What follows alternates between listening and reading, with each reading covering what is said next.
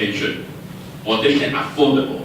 They don't really can find any place to go. So just stuck on the street. It's like that. Okay. How many of them have been rehousing? 58% of this kind of homeless people have already go to the one-size flats, and 60% of them is going to this kind of pedestrian road, and many of them relapse again because it's still again is the rent. Because it's the rent, they become unemployed, they cannot pay the rent. About 1/3 of them, and another is this is your concern or my concern is that about 1/4 of them is they cannot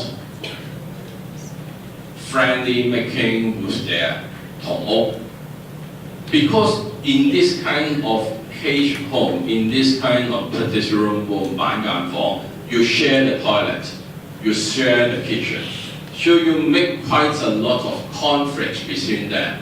So they make them cannot make friends with others, this kind of neighbors. So how can we design some threats that you can have some kind of privacy and you to go to some work of them, then you go to the work. So I do not go back to the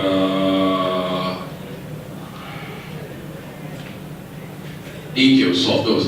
If you want to look at the methodologies, we try to ask them and try to do an analysis of that. So 56 of them you receive CSSA, and 44% of them they think they do have work. And what is the problem? And because it still is the rent is too high, they move around and they use them. And when you go find the gender, it's higher ratio of the female is going to the donor because they feel safer than living in the park or the open area.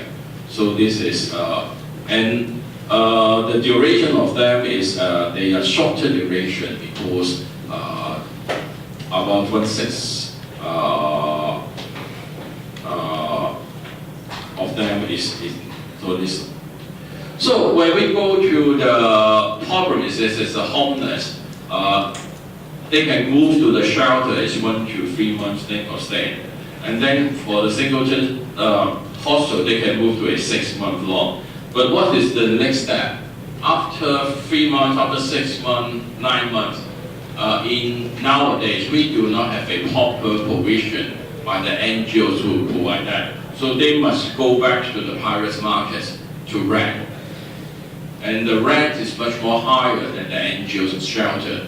So they cannot afford to go and then they become homeless again. So this is why we call the relapse situation. Wow, I overrun quite a lot. So we go, I think, I don't go to the affordable thing. I think you should listen to your lecturer quite a lot of that. I just try to think about that. What can we do? I ask this question.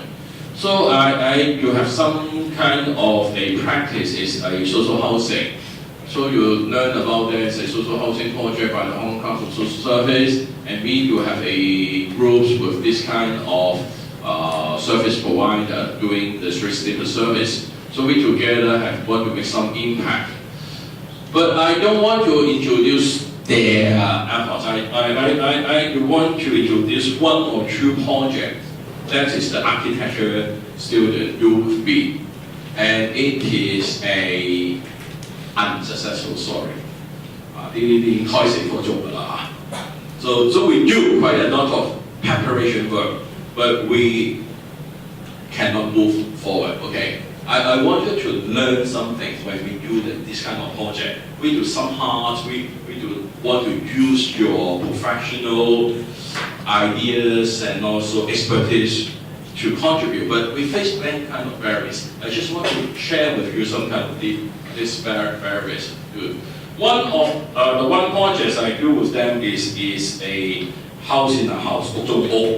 Why this is we want to that is many buildings is abandoned when they want to do the renewal work.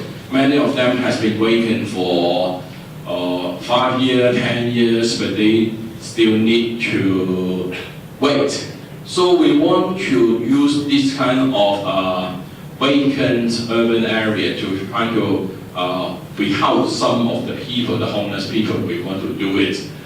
So we want to think about that. When I do this project, I go to visit is one of the shelter provide what I call is the Christian concern for the homeless. It's for the women. It's mainly for the women homeless people to go there. So they share a old urban housing. It's donated by the URA. Okay. But when I ask them what is the cost for it, is just for a 3 years period. They can be renovated for it. But for just one 700 square feet old housing, the cost for renovated is about 300,000 Hong Kong dollar. When you just divided it by 36 months, so it is quite a high cost for them. But it is quite a lot of money for the NGOs. But after 3 years, you cannot. This will be demolished again. Okay. So I just thinking, can we use some kind of a building material? It is reusable, and because many of this old urban housing, it is the problem is the concrete that's falling out. I will show you some. So can we have many of these kind of problems, the concrete and also the leakage of the water? Can we use some knowledge from the architecture, use some reusable, movable material? So just like the Lego, we just do some partition of that, and then for some safety and also hygiene, then we can reuse the design, the module, the structure like that, and move it to a new house again for another series of residents to come in. So we try to think about that and explore the possibility of doing that.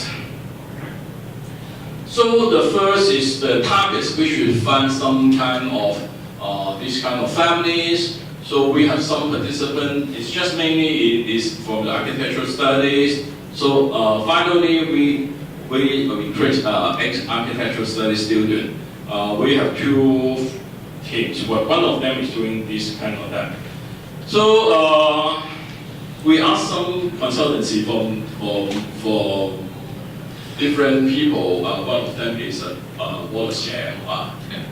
He's teaching here. So he tried to say that, can we think about of using this kind of material? What is this?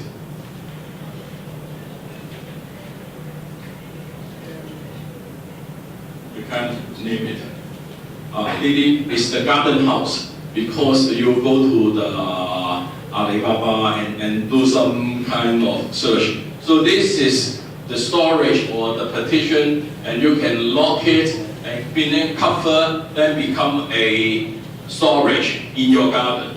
Can we use this kind of material to do that again in rehouse that part? So we can do this, make it in an old flat and make it become safe. This is the original idea, and we think it should be workable.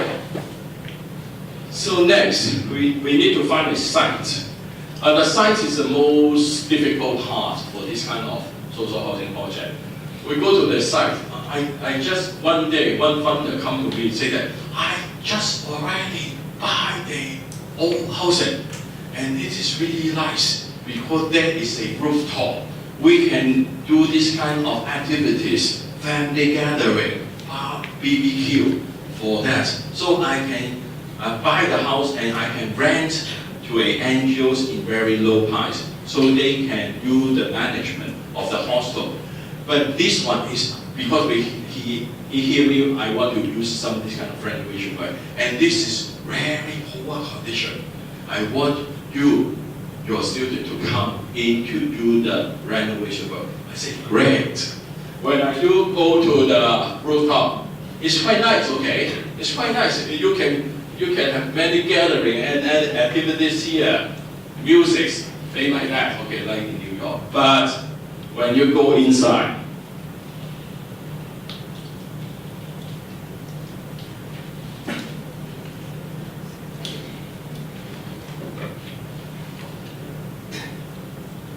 so this one is a moderate deteriorated roof in the 5th floor. So it is the floor just under the rooftop. Is this okay? I think it is okay. I think for ordinary, I mean, you can do some renovation work. It's still safe, okay? For you to live in again, some painting, some another. Oh. So this is a seriously deteriorated roof in another flat. So you can see all these kind of iron bars, concrete falling down again. They have already just painted again. I think it's the previous landlord have been renovated just 3 months. They just painted, but they just come out again like that. It's the waterproofing. They fix the top of some waterproofing. But they cannot solve the problem previously, okay? But they sold the whole building to a new landlord, okay? This new landlord asked me, when I asked him, can you fix it? Do you want to fix it? No. When we do it, when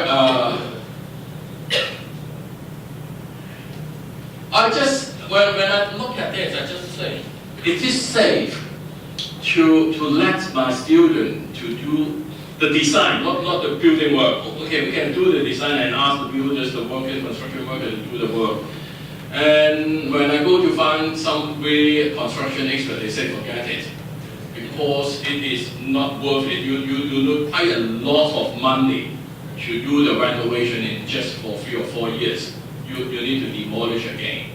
So they and I just asked. It is safe. So I go back to this norms again. In the old days, I hate to ask the guy, should we ask a structural engineer to prove that our students are safe to work inside that? The funder just look at me. Because you want to renovate this as a safety place, but now you demand me to pay money to ask the structural engineer to make it safe to enter it. This is a little bit ridiculous. I know that. I say, okay. But I say, as a teacher, I must be responsible to my students. If they have some accident for that, what can I do? So, okay, he said, finally, he said, yes. I will ask the structural engineer to come to send me the project.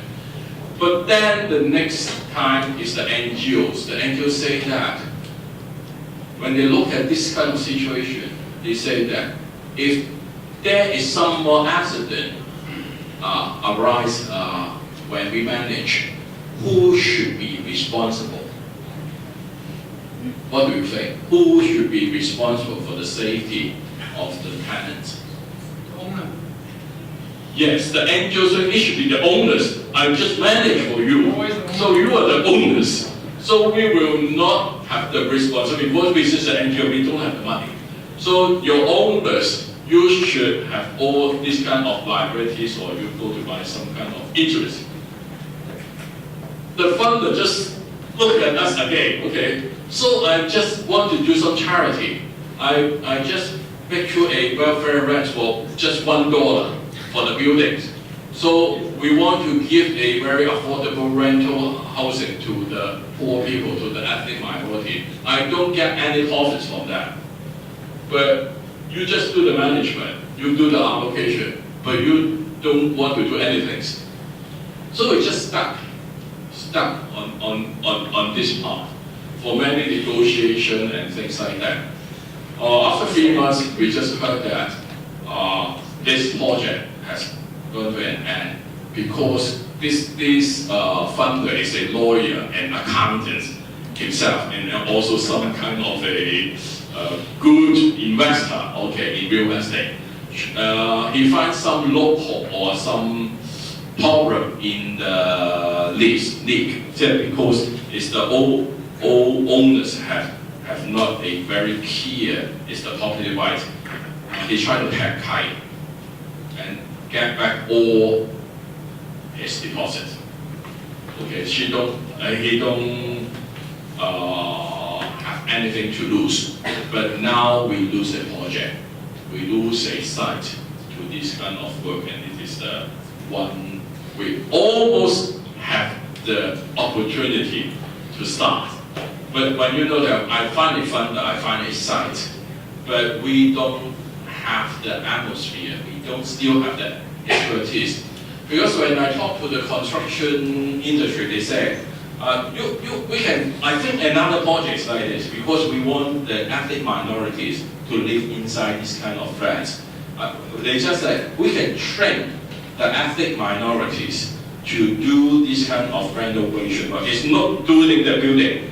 You 打針啊, they just do some kind of injection of that foam and then make all the leak again and do it. The material